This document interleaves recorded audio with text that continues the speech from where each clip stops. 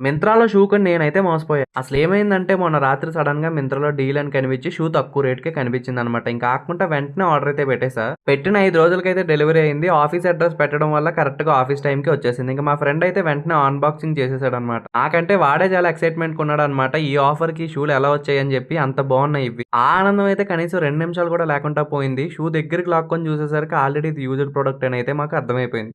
సర్లే తక్కువకే వచ్చింది కదరా! వాడితే ఏమైపోదులే అని జెప్పి నేనైతే అన్నా. మా వోడు అంత ఎక్సైట్‌మెంట్ అయిపోక ఆగన్నాడు. మళ్ళీ ఏమైందని దగ్గరికొచ్చి చూస్తే ఈ షూ ఏకంగా ఒక పక్క చిరిగిపోయి ఉందన్నమాట. ఇది స్టిచ్చింగ్ ఇష్యూవో లేకపోతే ముందు వాడడం వల్ల తెగిపోయిందో తెలీదు గానీ ఈ పక్క అంతా మారిపోయింది. ఇన్నైనా సరే నాకిది నచ్చడం వల్ల సరేలే ఏదైనా పర్లేదులేరా ఈ రేట్‌కైతే బావుంది కదా! అని జెప్పి నేనైతే ఏసుకోవడం ట్రై చేశా.